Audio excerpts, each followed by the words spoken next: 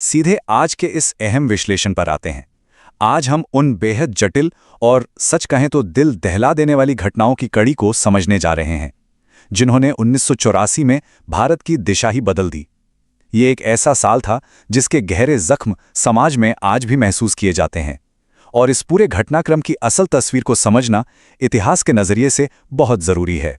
आज की इस चर्चा को कुछ खास हिस्सों में बांटा गया है।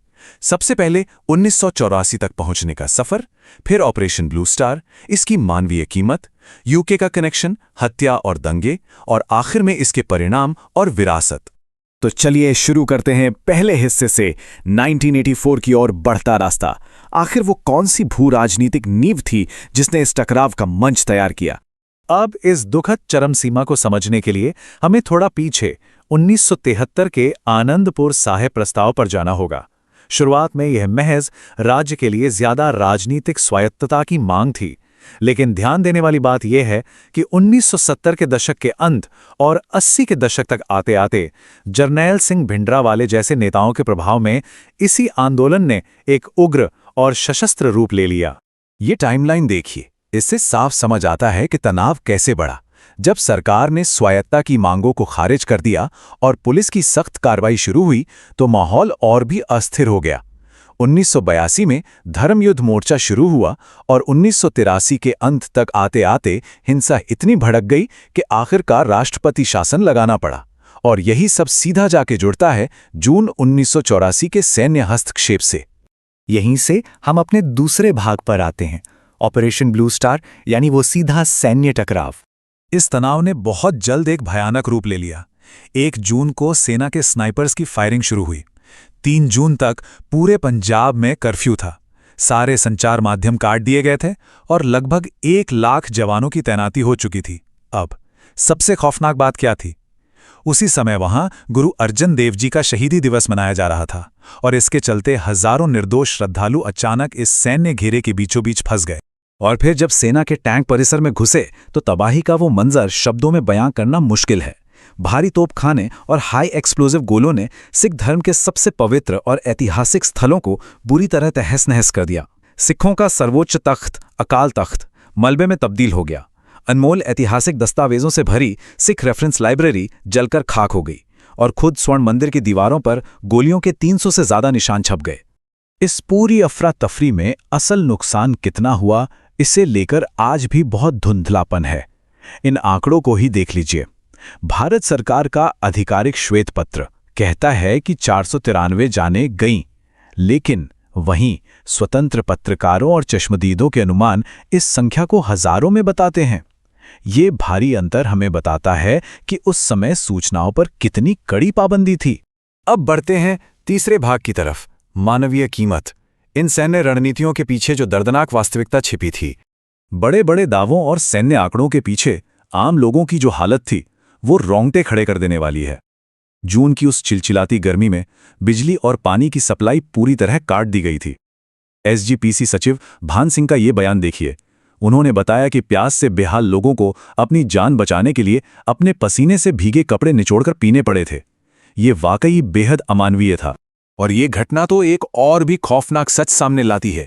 60 तीर्थयात्रियों को बिना हवा और पानी के एक बहुत ही छोटे से कमरे में बंद कर दिया गया। जब अगली सुबह 6 जून को 8 बजे वो दरवाजा खुला, तो घुटन और अत्यधिक गर्मी से 55 लोगों की दम घुटने से मौत हो चुकी थी। निहत्थे लोगों की इस तरह जान जाना मानवाधिकारों के खुले उल्लंघन की एक बहुत ही डरावनी तस्वीर पेश करता है। त्रासदी का ये साया सिर्फ बड़ों तक सीमित नहीं रहा। आधिकारिक दस्तावेजों से पता चलता है कि 2 से 16 साल की उम्र के 22 बच्चों को खतरनाक आतंकवादी बताकर हिरासत में लिया गया था। जरा सोचिए, 12 साल के मेहरबान सिंह और 11 साल के शमशेर सिंह जैसे बच्चों ने बाद में बताया कि उनसे झूठे बयान उगलवाने के लिए जेल में 1 साल से भी ज्यादा समय तक उन्हें यातनाएं दी गईं। अब बात करते हैं चौथे भाग की, यूके कनेक्शन। क्या इस पूरे घटनाक्रम में ब्रिटिश सरकार की कोई भूमिका थी? ये हिस्सा बहुत दिलचस्प है। हाल ही में सार्वजनिक किए गए इस असली ब्रिटिश सरकारी दस्तावेज पर नजर डालिए।